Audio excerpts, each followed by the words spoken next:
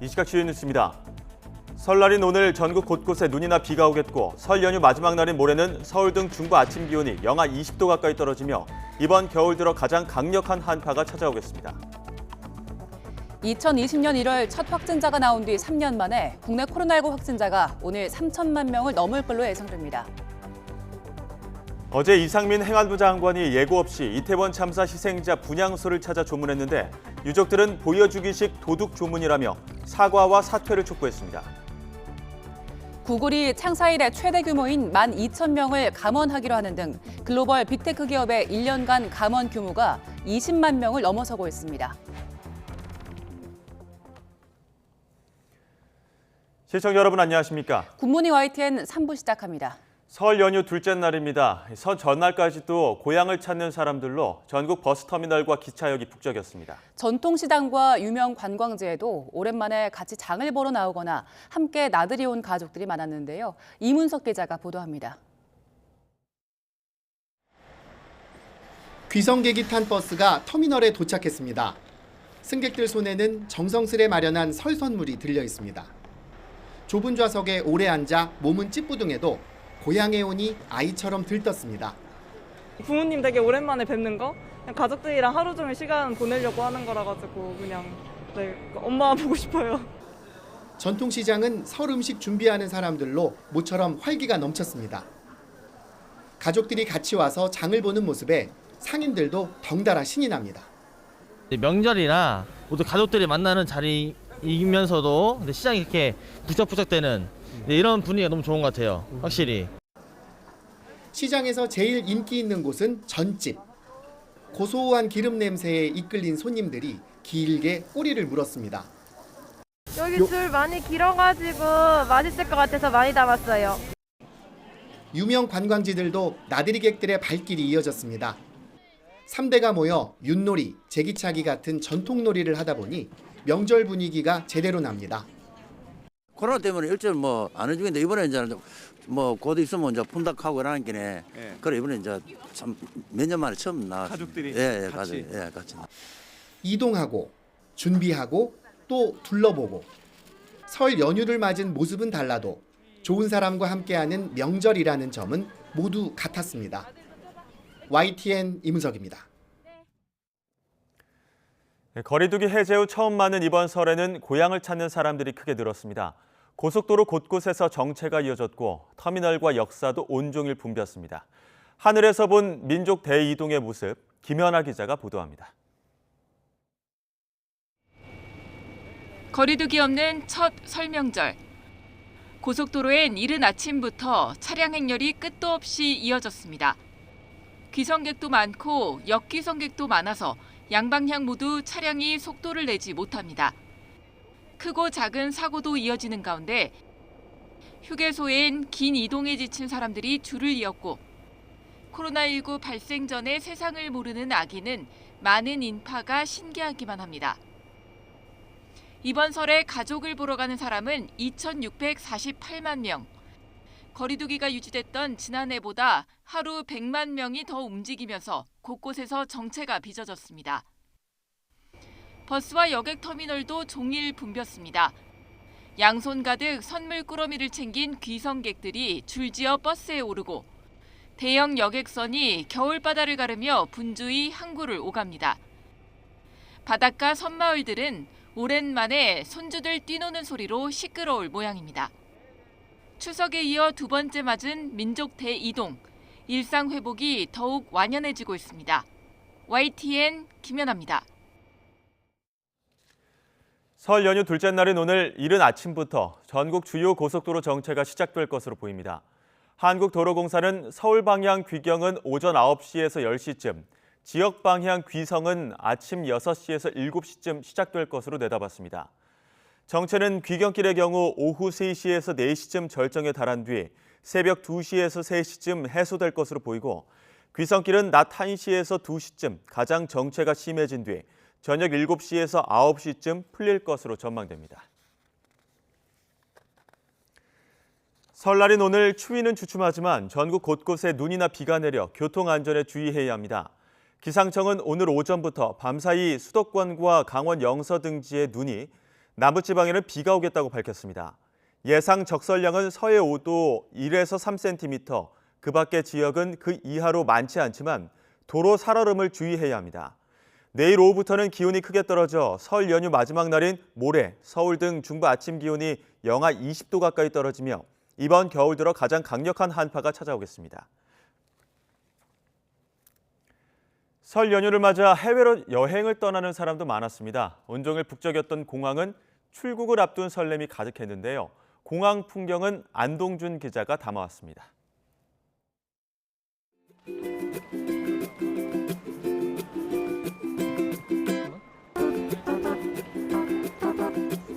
커다란 짐가방을 든 여행객들이 출국장에 길게 늘어서 있습니다. 대기 시간은 길어지지만 가족과 함께라면 기다릴만 합니다. 이곳은 출국을 앞둔 여행객들이 수속을 밟고 있는 공항 출국장인데요. 이번 설 연휴에는 고향에 내려가지 않는 대신 해외여행을 택한 시민들이 이곳 공항을 찾았습니다. 아직 마스크는 끼고 있지만 사회적 거리 두기가 끝난 후 처음 맞는 설 연휴인 만큼 마음도 홀가분합니다. 결혼하고 해외를 안 나가봐가지고 이번에 나가보려고 이번에 그냥 계획했어요. 사람이 이렇게 많을 줄 몰랐는데 너무 많아가지고 좀 해외 나가는 이제 좀 코로나 좀 끝난 기분이 좀 나는 것 같아요. 늘 먹는 설 음식 대신 이색적인 외국 음식을 맛볼 기대로도 즐겁습니다. 저희 아버지가 초밥을 좋아하셔가지고 초밥 먹고 일본 음식들 먹으러 처음으로 가족끼리 명절에 해외여행을 가다 보니까 좀 되게 많이 설레요. 출국을 앞둔 아이들은 공항에서 잊지 못할 추억을 쌓았습니다. 엄마 아빠 손을 꼭 잡은 아이는 처음 본 공항을 신기한 듯 둘러보고 토끼해를 맞아 토끼 인형들과 사진도 한 장 남겨봅니다. 가서 좀 재밌는 아이들이랑 재밌게 놀 수 있는 곳 좀 찾아봤고요. 일단 부산 명소랑 이제 아이들 위주로 해서 놀 수 있는 거 놀다가 맛있는 것도 먹고 올 생각입니다. 설 연휴 닷새 동안 전국 15개 공항을 이용하는 여행객은 171만여 명. 특히 인천공항에는 연휴 동안 하루 평균 12만 3천여 명이 찾을 것으로 예상되는데 거리두기가 한창이었던 지난해의 12배가 넘습니다. 이제 문화로 자리 잡은 명절 여행. 기대와 설렘을 가득 안고 설 연휴 첫날을 시작했습니다. YTN 안동준입니다. 명절 스트레스하면 결혼이나 취업 관련 잔소리, 또 상차림 부담이 떠오르는데요. 그런데 조사 결과는 좀 달랐습니다. 스트레스 원인 1위로 가족 용돈이나 선물 사는 데 들어가는 비용이 꼽혔는데 어려워진 경기를 반영한 걸로 보입니다. 홍선기 기자입니다. 설 연휴를 앞두고 부담을 느낀 사람이 많은 것으로 나타났습니다. 명절 스트레스 지수를 묻자 매우 높다는 응답이 15.4%, 약간 높다가 25%에 달했습니다. 10명 가운데 4명꼴로 스트레스를 많이 받는다고 답한 겁니다. 이런 명절 스트레스 원인 1위는 비용 지출로 조사됐습니다. 자유시간이 준다거나 가족 사이 의견 다툼, 잔소리보다 돈 쓰는 게 더 스트레스를 준다는 겁니다. 설에 쓰게 될 비용으로는 선물 40만 원, 가족 용돈 38만 원, 차례 준비에 25만 원 정도를 예상했습니다. 써야 할 돈은 이렇게 많지만 지갑이 얇아진 탓에 부담이 커진 것으로 분석됩니다. 물가는 올랐고 이제 경기는 하강하고 있기 때문에 작년 말부터 소비 심리가 위축되어 있는데 이때 이제 현금 같은 것을 인출해서 혹은 선물을 사는 것들을 굉장히 부담스러워 많이 한다고. 물가 고공행진의 명절 상차림에 대한 시각도 달라졌습니다. 10명 가운데 6명이 이번 설 차례상을 간단히 차리겠다고 답했는데 재료비 부담 등을 이유로 꼽았습니다. YTN 홍성기입니다. 설날이면 가족들이 모여서 화목하게 이야기 나누는 장면이 떠오르는데 오히려 더 적적한 이웃들도 있습니다. 특히 1인 취약 가구가 그런데요. 명절뿐만 아니라 평소에도 관심과 지원이 절실한 상황입니다. 김다현 기자의 보도입니다. 평소에는 고요한 마을 복지관이 웃음소리로 가득합니다. 혼자 사는 어르신들을 위한 설맞이 행사가 열렸습니다. 새해맞이 소원 카드에 한 글자 한 글자 적어보는 어르신들. 행복하시고 건강하시고. 상품이 걸린 알쏭달쏭한 퀴즈 게임에 집중할 땐 꼭 어린아이가 된 듯 신이 납니다. 친구들도 다 볼 수 있고 동네 분들을 개개인은 만날 수가 없잖아요. 그래서 또 나와가지고 외롭지 않고 너무 좋아요. 그게 혼자 있을 적에는 항상 쓸쓸하고 외롭죠. 그런데 이렇게 와서 많은 사람들을 보니까 너무 즐겁고 행복해요. 명절을 홀로 보내는 1인 취약계층을 위해 집으로 직접 찾아가는 서비스도 있습니다. 이거 받으시고요. 네. 네. 너무 감사합니다. 네. 전문 상담사가 아픈 곳은 없는지, 잠은 잘 자는지 안부를 물으면 요즘은 괜찮다라는 말이 자연스럽게 나옵니다. 네, 병원도 계속 다니고 있는데 전에보다는 좀 좋아졌고요. 추워서 잠도 못 잤는데 이불 갖다 줘가지고 정말 따뜻하게 잘 자고 있습니다. 명절이면 가족과 함께 도란도란 이야기를 나누는 모습이 자연스러워 보이지만 오히려 소외감을 더 느끼는 이웃도 적지 않습니다. 1인 취약 가구가 그렇습니다. 우리나라 전체 가구 가운데 1인 가구가 차지하는 비율은 해마다 꾸준히 늘어 지금은 33%에 달합니다. 3가구 중 1가구는 1인 가구라는 의미입니다. 이들은 경제적, 사회적 측면에서 더 취약한 것으로 나타났습니다. 늘어나는 1인 가구. 그중에서도 고령층과 저소득 청년에 대한 사회적 관심이 명절뿐만 아니라 평소에도 지속적으로 이어질 필요가 있습니다. YTN 김다현입니다. 성묘 갈 때 한 번쯤 조화 써본 적 있으실 겁니다. 경남은 플라스틱으로 만든 조화의 사용량이 전국 2위를 차지할 정도로 많은데요. 플라스틱 조화 사용을 줄이기 위해 민관이 협동해서 성묘용 생화 나눔 행사를 준비했습니다. 박종혁 기자의 보도입니다. 일찌감치 성묘에 나선 사람들의 발길이 이어지는 공원묘원. 입구에서는 공무원들이 묘소에 올릴 생화를 무료로 나눠주고 있습니다. 성묘하러 왔는데 입구에서 생화를 무료로 나눠주는 데에서 상당히 기분이 좋습니다. 그래서 조상님도 조화보다는 생화를 받으셔서 더 좋아하실 것 같습니다. 경상남도에서 한 해 동안 소비되는 플라스틱 조화는 177톤가량. 전국 광역지자체의 플라스틱 조화 소비량 가운데 2번째로 많습니다. 플라스틱 조화에는 기준치를 초과하는 유해 물질이 검출되기도 하는데 플라스틱 사용을 줄이기 위해 무료 나눔 행사를 하는 겁니다. 조화 대신 생화를 써서 환경을 보호하고 화훼 농가에 도움을 주는 효과도 있습니다. 김해시에서 맨 처음으로 시작해서 경상남도로, 그다음에 그 내년에는 부산시가 참여를 하기로 했고, 그다음에 국립공원묘지도 참여를 하고 돼 있어서 점점 확대되는 그런. 한국화훼 자조금협의회가 준비한 꽃은 5만여 송이 6,000다발 정도. 국화와 금호촉, 아스트로메리아 등이 쓰이는데 꽃다발을 준비하는 보람도 큽니다. 우리가 이렇게 꽃 작업을 해서 화훼 농가에서 나눔을 또 할 수도 있고 또 가서 아름다움을 조상님 전에 전할 수 있어서. 성묘용 생화다발 무료 나눔 행사는 경남 지역 묘원 6곳에서 연휴 기간 주말과 휴일에 이어집니다. YTN 박종혁입니다.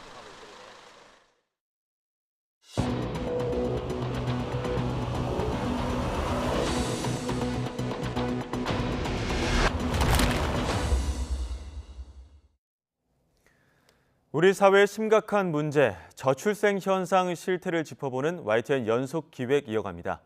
저출생의 속도는 해가 갈수록 빨라지고 있습니다. 최대 피해자는 이제 막 경제 활동을 시작하는 20대와 30대인데 이들은 연금을 받을 수 있을지조차 불확실합니다. 앞으로 50년 후 대한민국의 상황, 강민경 기자가 데이터로 정리해봤습니다. 지난달 초 국회, 모두가 알고 있지만 외면하려 하는 시한폭탄, 국민연금 문제를 논의하자며 정부와 여야 국회의원들이 모였습니다. 정부는 현재 9%인 국민연금 보험료율을 15%까지 높이고 수급 개시 나이는 68살로 올리는 방안을 추진하고 있습니다. 이대로 가면 국민연금 재정 고갈이 불보듯 뻔한 데다 그 시점마저 계속 앞당겨지고 있기 때문입니다. 현재 저출산 고령 사회 심화에 따른 국민연금 기금 소진 우려와 기초연금 재정 부담 증가로 지속 가능성 위기가 대두되고 있으며 지난해 3월 929조 원이었던 국민연금 기금은 저출생 고령화 파도가 밀어닥치는 현재 추세대로라면 2056년쯤에 바닥날 걸로 보입니다. 앞으로 30여 년 뒤에는 국민연금 금고가 텅 빈다는 뜻인데요. 가장 큰 피해자는 바로 베이비 부머 세대의 자식들이자 이제 막 사회에 자리를 잡아서 성실히 연금을 내기 시작한 20대와 30대, 즉 MZ세대입니다. 사실 첫 번째로 좀 억울할 것 같고요. 굉장히 답답하고 막막한 부분이 많을 것 같아요. 국민연금이 나중에는 나오지 않지 않을까 생각하고 있어서 개인적으로 준비를 하고 있습니다. MZ세대의 고통은 여기서 끝이 아닙니다. 우리나라 전체 인구에서 고령층이 차지하는 비중은 지난해 17.5% 수준이었지만 2070년엔 46.4%로 치솟을 전망입니다. 50년 뒤엔 2명 중 1명이 65살 이상이 되는 셈입니다. 이러면 영유아기와 청소년 세대를 뺀 청장년 1명이 노인 2명까지 책임져야 하는데 이런 기형적인 사회 구조에서 복지 시스템이 제대로 돌아갈 가능성은 무척 낮습니다. 더 무서운 점은 한국 사회의 늙어가는 속도가 유독 빠르다는 겁니다. 2070년을 기준으로 세계 노년 부양비는 지금의 2배 정도로 증가할 걸로 보입니다. 그런데 저출생 고령화 가속도가 붙은 한국의 노년 부양비는 4배 수준으로까지 올라갑니다. 이렇게 늙어버린 대한민국의 미래, 과연 어떨까요? 지난해 말 골드만삭스는 2060년쯤 한국 경제 성장률이 마이너스로 떨어질 거라고 내다봤습니다. 마이너스 성장률 전망은 분석한 34개 나라 가운데 한국이 유일합니다. 심지어 지금처럼 아이들이 계속해 줄어든다면 2075년쯤에 한국의 전체 경제 규모는 필리핀이나 방글라데시보다도 뒤처질 수 있다고 예상했습니다. 결국 현 20대와 30대들에게는 경제 규모가 개발도상국 수준으로 낮아진 국가에서 국민연금도 받지 못하고 노인으로 살아야 하는 이른바 신지옥도가 펼쳐질 수 있습니다. 저출생이 가져올 국가 붕괴와 소멸, 더 늦기 전에 대책을 세우지 않으면 곧 현실이 될 수 있습니다. YTN 강민경입니다. 코로나19 누적 확진자 수는 오늘 3천만 명을 넘어설 것으로 예상됩니다. 2020년 1월 국내 첫 확진자가 발생한 이후 3년 만에 국민 5명 중 3명은 확진 판정을 받은 셈입니다. 신호 기자가 보도합니다. 1월 19일 중국 우한시 입국자 검역을 하는 과정에서 발열, 오한, 근육통 등의 증상이 있는 환자를 발견하여 검역 주사를 실시하였습니다. 질병관리본부는 환자의 검체를 채취하여 신종 코로나 바이러스 감염증 검사를 시행하여 오늘 아침 8시에 확진 환자로 확정을 하였습니다. 2020년 1월 20일 중국에서 입국한 여성이 국내에서는 처음으로 코로나19에 확진됐습니다. 꼬박 3년이 지난 시점에 국내 코로나19 누적 확진자 수가 3천만 명을 넘을 것으로 보입니다. 현재까지 누적 확진자 수는 2,998만여 명. 최근 하루 2만 명 이상 신규 확진자가 꾸준히 나오고 있는 점을 고려하면 22일 나오는 방역당국 통계에서 3천만 명을 넘을 전망입니다. 지난해 연말 주민등록 인구 5,143만여 명을 기준으로 국민 5명 중 3명은 코로나19 확진 판정을 받게 된 셈입니다. 누적 확진자 수는 국내 첫 확진자 발생 후 2년이 지난 지난해 2월 5일 100만 명을 넘었습니다. 그러다 오미크론 변이가 대유행하면서 지난해 3월에는 1,000만 명을 훌쩍 넘더니 다시 넉 달여 뒤인 8월 2천만 명을 넘었습니다. 우리나라의 누적 확진자 수는 전 세계 7번째, 코로나19로 인한 사망자는 3만 3천여 명으로 세계 34번째로 집계됐습니다. 지금까지 잘 해왔습니다. 3년 동안 누가 맡았던 간에 쭉 잘해왔으나 이제 몇 가지 아쉬운 점은 있었다고 말씀을 드리는데 그것은 이제 다 이제 마지막 터널 끝이 보이는 거니까 희망을 갖고 마무리하는 데 집중하는 게 좋겠습니다. 오는 30일부터는 병원과 대중교통을 빼고 실내 마스크 착용 의무가 권고로 전환됩니다. 그럴 경우 유행 증가세가 나타날 수 있지만 대응 역량 등을 고려할 때 급격한 증가는 없을 것으로 정부는 보고 있습니다. YTN 신호입니다. 중국의 저명 감염병 전문가가 자국 인구의 80%가 코로나19에 감염됐기 때문에 가까운 장래에 대규모 감염이 발생할 가능성은 적다고 주장했습니다. 우준여우 중국 질병예방통제센터 전염병학 수석 전문가는 중국 소셜미디어 웨이보에 올린 글에서 전국적으로 감염병이 절정을 지났고 중소도시도 감염병 발생 하락 추세에 있다고 적었습니다. 설 연휴 첫날 이상민 행정안전부 장관이 이태원 참사 희생자 분향소를 찾아 조문했습니다. 예고 없던 방문에 유족 측은 보여주기식 도둑 조문이라며 사과와 사퇴를 촉구했습니다. 윤혜리 기자의 보도입니다. 설 연휴 첫날 이상민 행정안전부 장관이 서울 이태원 광장에 마련된 시민 분향소를 찾았습니다. 이태원 참사 이후 이 장관이 이곳 분향소를 찾은 건 처음입니다. 희생자들에게 조문한 이 장관은 유가족에게 머리를 숙였습니다. 한결같이 다 이쁘고 정말 씩씩하고 정말 마음이 아픕니다. 어쨌든 이런 젊은 청년들을 잘 지켜주고 하지만 예고 없던 조문에 시민단체와 유족들은 거세게 반발했습니다. 지금 오늘 유가족분 지금 밖에 나와 계신 분 2분밖에 아직 안 오셨어요. 뭐 미리 연락도 안 주시고 지금 뭐 하는 거예요? 거듭되는 항의와 장관직 사퇴 요구에 이 장관은 별다른 말 없이 분향소를 떠났습니다. 사퇴하세요. 사퇴하세요. 책임지고 사퇴하세요. 유가족 협의회는 성명서를 내고 이번 방문이 보여주기식 도둑 조문이라고 비판했습니다. 공식적인 책임을 인정하고 직접 사과한 뒤 조문을 하는 것이 마땅하다며 다시 한번 사퇴를 촉구했습니다. 행안부 측은 이 장관이 몇 차례 유가족 면담을 요청했지만 성사되지 않았다며 설 전에 분향하고 유가족이 계시면 만나려고 간 것이라고 설명했습니다. 지난달 한덕수 국무총리 역시 예정 없이 분향소를 찾았다가 유가족들의 거센 항의를 받고 30초 만에 발걸음을 돌리기도 했습니다.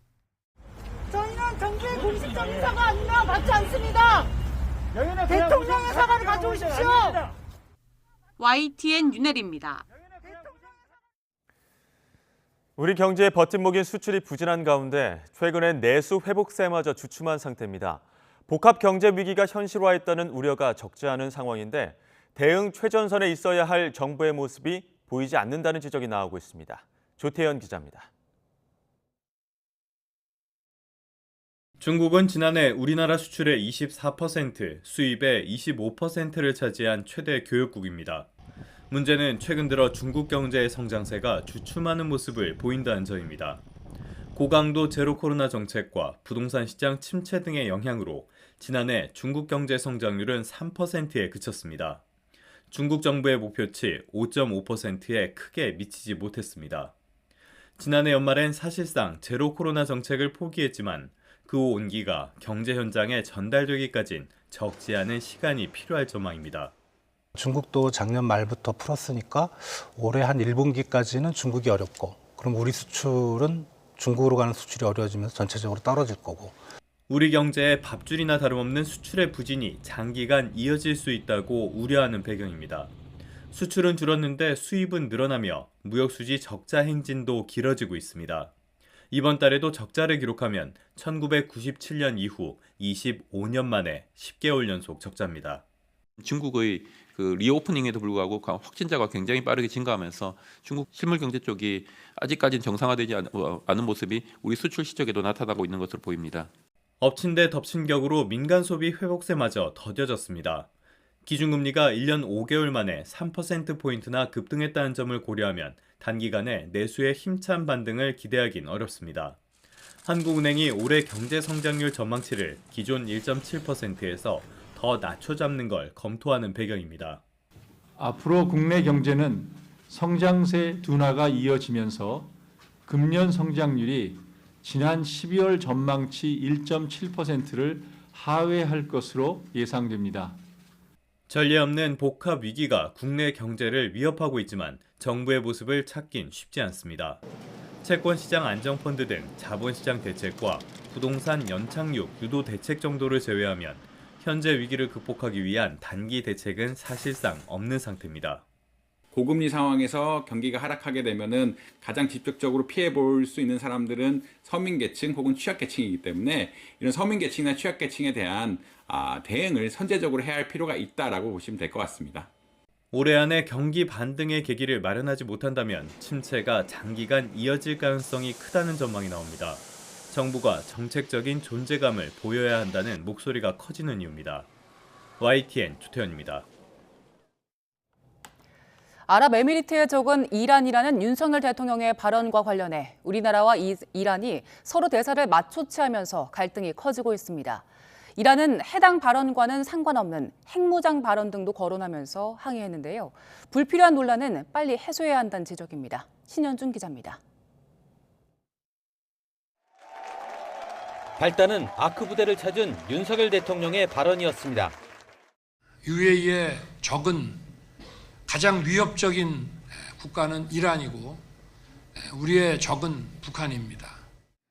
정부는 장병 격려 취지였고 이란과의 관계와는 무관하다고 거듭 해명했지만 이란 외무부는 현지 우리 대사를 초치했습니다. 초치란 외교사절을 주재국 정부가 청사로 불러 입장을 전달하는 건데 통상 공개적인 항의의 뜻으로 받아들여집니다. 이란이 이 자리에서 윤 대통령의 핵무장 발언이나 원화 동결 자금 문제 등에 대한 해명까지 요구하며 선을 넘자 우리도 주한 이란 대사를 초치하며 맞대응했습니다. 핵 확산 금지 조약 관련 언급에 대해서도 이란 정부의 문제 제기가 전혀 근거 없는 것입니다. 이란이 윤 대통령의 적 발언에 대한 항의를 넘어 또 다른 문제를 제기한 건 정치적 의도가 엿보입니다.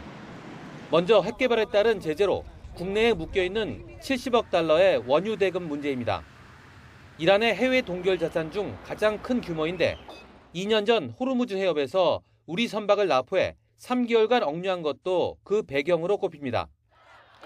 또 히잡 시위를 강경 진압한 이란의 제재에 우리가 동참한 것에 대한 불만과 함께 강경 진압에 따른 악화한 민심을 외부로 돌리려는 의도일 가능성도 엿보입니다. 미국은 우리한테만 그러고 한국 봐라. 한국도 뭐 핵무기, 뭐 핵개발 이렇게 얘기하는데 우리는 경제 제재를 받고 있는데 한국에는 왜 아무 얘기 안 하냐. 외교적으로 그걸 치고 들어올 근거가 되는 거죠. 이중잣대 아닌가 이렇게 얘기를 하는 거죠. 우리나라와 이란은 60년 이상 된 수교 국가인데다 테헤란로와 서울로처럼 거리 이름까지 교환하며 좋은 관계를 유지해왔습니다.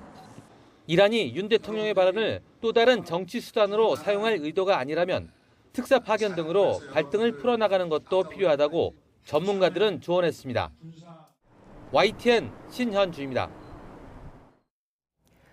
우리 정부는 지난해 외교적 노력을 강조하며 일본 전범기업의 배상금 강제 집행에 대한 판단을 사실상 유보해달라고 대법원에 요청했습니다. 대법원 결정이 장기화하는 사이 우리 정부는 일본 기업이 아닌 한국 기업 돈으로 배상하는 방안을 내놨고 피해자 측은 강하게 반발하고 있습니다. 김다연 기자의 보도입니다. 대법원은 지난 2018년 일본 기업 미쓰비시가 강제동원 피해자에게 배상금을 줘야 한다고 판결했습니다. 하지만 미쓰비시는 요지부동. 피해자들은 미쓰비시가 우리나라에 두고 있는 자산을 강제로 매각시켜서라도 위자료를 받아내겠다며 또다시 법원으로 향했고 관련 사건이 대법원에 계속 쌓였습니다. 그런데 지난해 7월 우리 정부가 외교적 노력을 강조하며 사법부의 결정을 보류해달란 취지의 의견서를 대법원에 제출했습니다.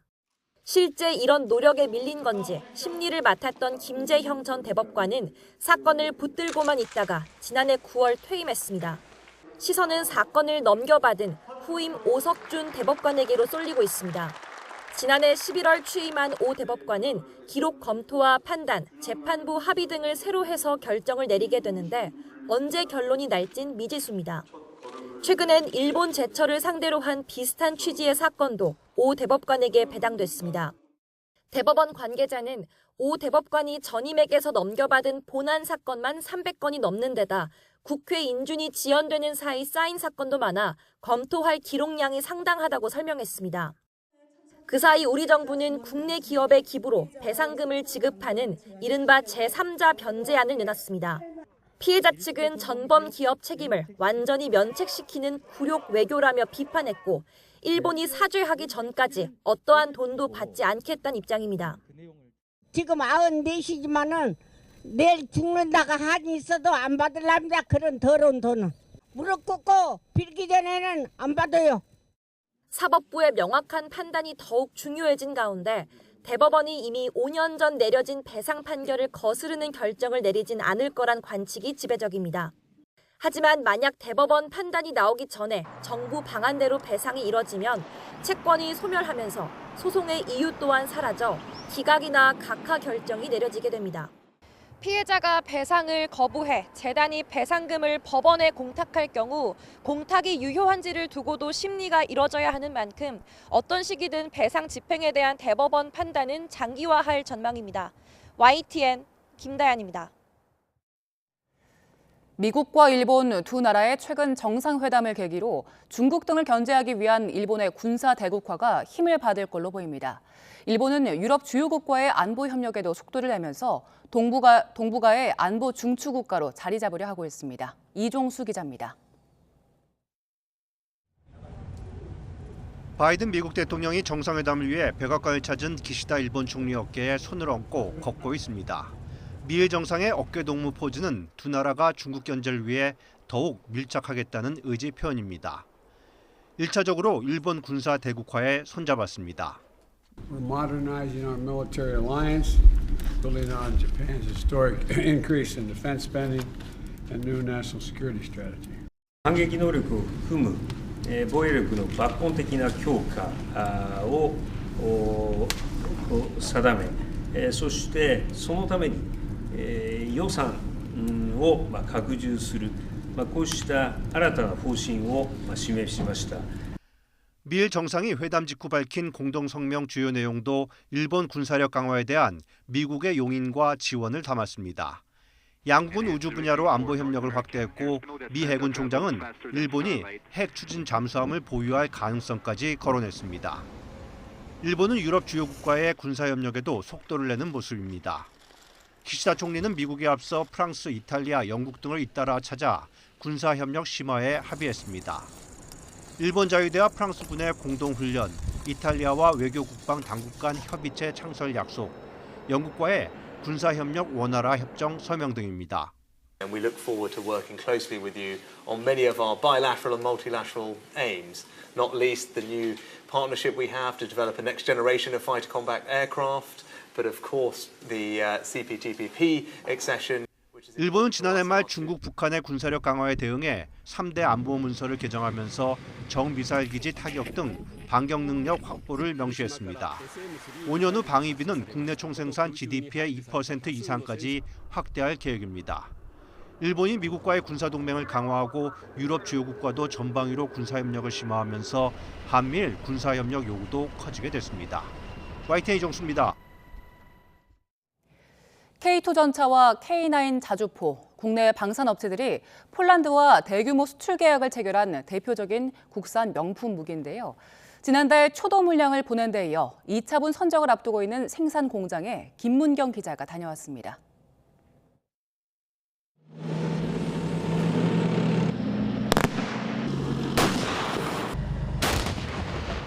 폴란드에 수출될 K2 전차가 줄지어 서 있습니다. 지난달 초도 물량 10대에 이어 두 번째 수출품입니다. 현지로 보내기 전까지 끊임없이 이상 유무를 점검하고 있습니다.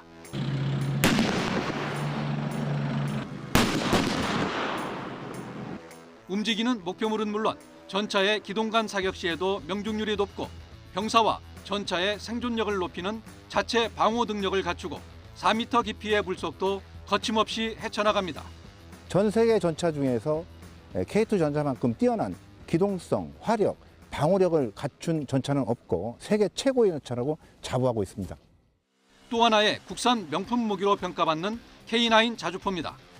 1999년 첫 출고 이후 20년 만에 전군 배치를 완료한 데 이어 세계 자주포 시장에서 50%의 점유율을 확보할 정도로 해외에서도 명성을 얻었습니다.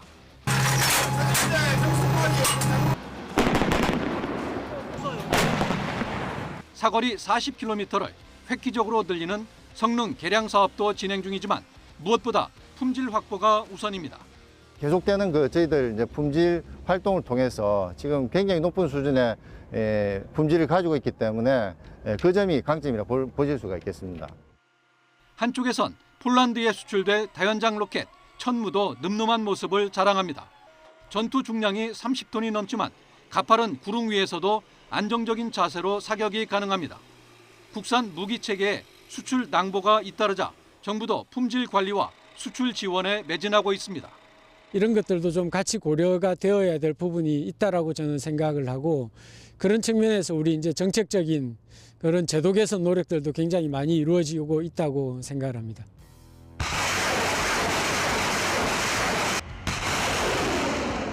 폴란드에서만 최대 20조 원대의 수출 기본 계약을 체결한 방산업체들은 또 다른 목표를 향해 연휴를 잇고 구슬땀을 흘리고 있습니다.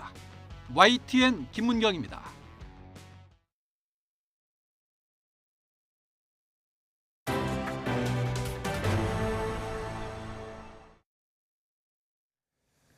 서울 강남구 구룡마을 화재 원인을 파악하기 위한 조사가 이틀째 이어졌습니다.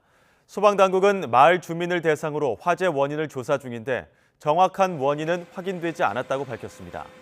소방 관계자는 방화가 일어났을 가능성은 적다고 보지만 배제하지 않고 조사를 이어갈 것이고 정확한 원인 파악까지는 3주에서 4주가량 걸릴 것이라고 말했습니다. 서울 지하철 1호선 동묘압역 인근에서 방화로 추정되는 화재가 잇따라 발생해 경찰이 수사에 나섰습니다. 오늘 새벽 1시 반쯤 서울 흥인동 주택가와 황학동, 창신동에서 화재 신고가 잇따랐습니다.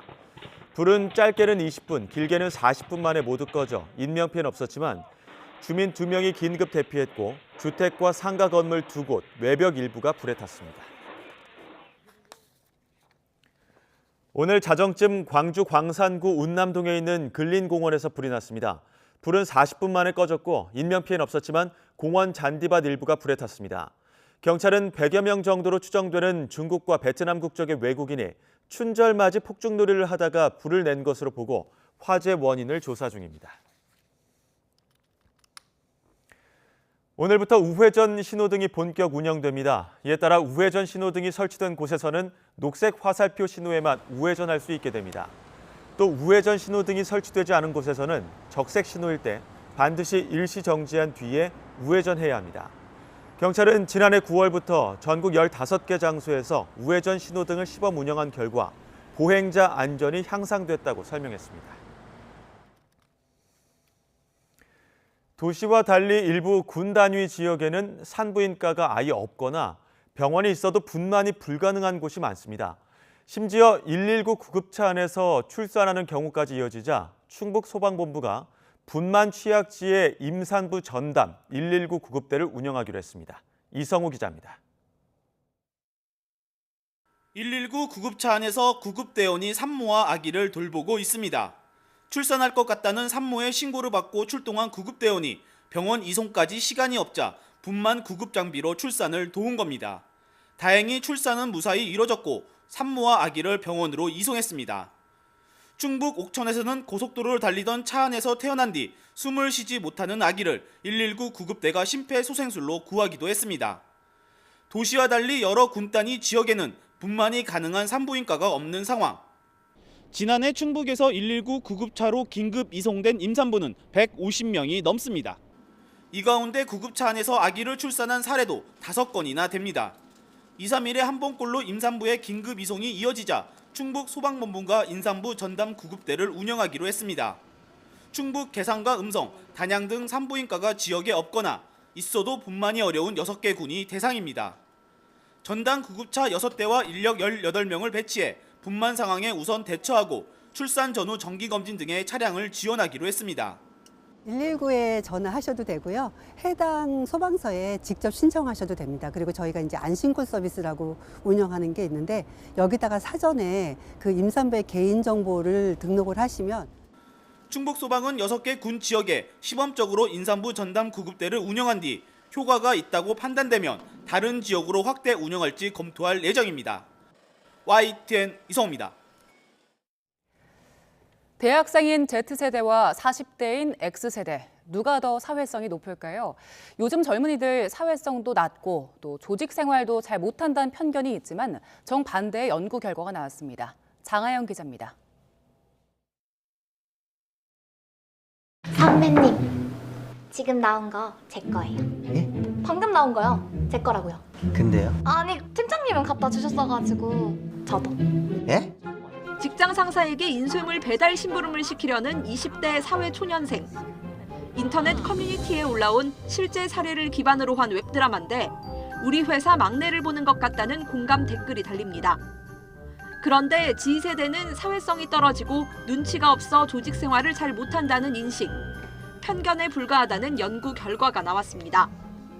G세대 중에서도 10대의 사회성 점수가 가장 높았고 20대 G세대도 비슷한 수준이었습니다. 오히려 30대 초반인 후기 M세대와 40, 50대인 X세대의 사회성이 가장 떨어지는 걸로 나타났습니다. X세대는 스스로의 사회성 발달 수준을 과대평가했습니다. 10점 만점에 스스로 몇 점이라 생각하느냐 물었더니 평균 7.32점으로 가장 높은 점수를 줬습니다. 이번 연구는 국민 5천여 명을 상대로 진행됐습니다. 나는 친구를 쉽게 사귄다. 논쟁거리가 있을 때 친구나 직장 동료와 대화로 푼다와 같은 문장에 대해 실천 빈도와 중요도를 물어 나온 결과입니다. 연구팀은 같은 세대라고 하더라도 사람별로 사회성이 서로 다르다는 점에 더 주목했다고 설명했습니다. YTN 장하영입니다. 멸종위기의 야생생물들이 새해 인사를 건넸습니다. 토끼해를 맞은 메토끼와 국내 생태계 최상위 포식자인 담비가족, 또 아름다운 팔색조가 국립공원에서 새해를 준비하고 있습니다. 최명신 기자의 보도입니다. 야간 먹이 활동에 나선 메토끼 한 마리가 무인 센서 카메라에 잡혔습니다. 머리를 들어 주변을 살핀 뒤 조심스럽게 발걸음을 옮깁니다. 카메라를 향해 마치 새해 인사를 건네듯 고개를 굽신거리더니 화면에서 총총히 사라집니다. 변선반도엔 담비 가족도 둥지를 틀고 있습니다. 영하의 날씨에도 한 녀석이 개울에 들어가 물장난을 칩니다. 황급히 뒤따라온 다른 녀석은 물이 차가운 듯 물가만 맴돕니다.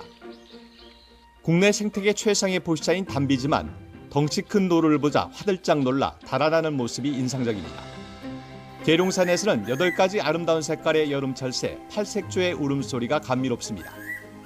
제주도 남해안 지방에서만 드물게 보던 팔색조가 서식지를 중부 내륙 지방으로 넓히고 있는 것으로 추정됩니다. 소백산 생태통로에선 새끼를 데리고 이동하는 살개 모습이 관찰됐습니다. 생태통로가 익숙하지 않은 듯 카메라를 응시하며 경계를 풀지 않습니다. 한려해상 국립공원의 한 무인도에선 멸종위기 2급이자 천연기념물 326호인 검은머리 물새떼가 일주일 넘게 지극정성으로 알을 품는 모습도 관찰됐습니다. 국립공원에는 메토끼와 하늘다람쥐, 검은머리 물떼새 등 국내 생물 중에 42%에 해당하는 2만 3천여 종의 야생생물이 서식하고 있습니다. 올해도 국립공원공단은 안정적인 서식지 관리로 생태계 건강성 정지를 위해 계속 노력하겠습니다. 국립공원공단은 멸종위기에 처한 야생생물 서식지를 보호하기 위해 반드시 지정된 법정 탐방로를 이용해 줄 것을 당부했습니다. YTN 최명신입니다. 새해 다짐으로 올해는 책을 많이 읽겠다는 결심은 빠지지 않는 단골 목표인데요. 새로 나올 기대작 미리 살펴보면서 독서 계획 잡아보시는 건 어떨까요? 차정윤 기자가 소개합니다. 올해 문학 팬들의 가장 큰 기대를 모으는 건 저주토끼로 지난해 부커상 최종 후보에 올랐던 정보라 작가입니다. 가장 먼저 만나볼 정 작가의 책은 10여 년 전 정도경이라는 필명으로 썼던 초기 단편 모음집 아무도 모를 것이다입니다. 10개의 단편에 담긴 각각의 이야기는 정 작가만의 도발적이고 기묘한 상상력으로 냉엄한 현실을 보여줍니다. 정 작가는 3월 말 구미호 이야기를 재해석한 소설 호를, 하반기에는 중독 가능성이 없는 진통제 개발을 다룬 SF 소설 고통의 과다혈을 펴내며 부지런한 한 해를 보낼 예정입니다. 등단 55주년을 맞은 윤은길 작가도 올봄 문신 4권과 5권을 함께 펴내며 20년간의 지필 대장정을 마칩니다. 이미 3년 전 박경리 문학상을 수상했는데 이번 완간을 통해 작품의 완성도를 더할 것으로 전망됩니다. 이 작품에는 독자들 눈치 볼 것 없이 그냥 제 하고 싶은 대로 그동안에 제가 쌓아온 모든 문학적 역량을 다 쏟아붓겠다는 심정으로 개성이 뚜렷한 작가들의 새 작품도 기대를 모으고 있습니다. 소설 설계자들로 북미와 유럽에서 K-스릴러 열풍을 일으킨 김원수 작가는 올가을 빅아이로 독자들과 만납니다. 소설을 위해 작가가 직접 6개월 동안 원양어선을 탔다는 후문입니다. 한국 문학 최초 영국 대거상 번역 추리소설상을 받은 윤고은 작가는 오는 6월 SF 장편 불타는 작품으로 돌아옵니다. 전 세계적으로 K-문학의 힘을 증명하며 어느 때보다 국내 문학이 사랑을 받았던 지난해. 2023 개묘년도 국내 작가들의 힘찬 도약이 이어질 것으로 보입니다. YTN 차정은입니다. 흥국생명이 여자 배구 V리그 경기에서 한국도로공사를 꺾고 선두 현대건설을 맹추격했습니다. 흥국생명은 김연경과 김미연, 옐레나로 이어지는 삼각편대가 51점을 합작하며 한국도로공사를 세트스코어 3대 0으로 이기고 선두 현대건설을 승점 3점 차로 추격했습니다. 남자부 경기에서는 부상에서 복귀한 비에나가 맹활약한 KB손해보험이 삼성화재를 3대 1로 이겼습니다.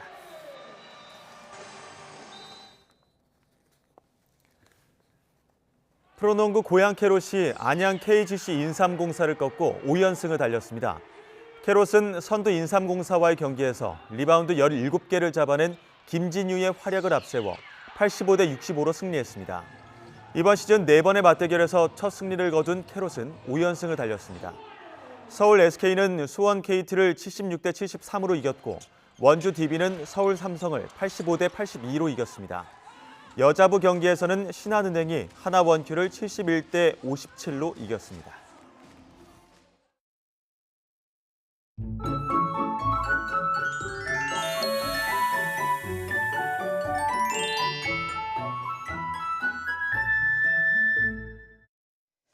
설 연휴 잘 보내고 계신가요?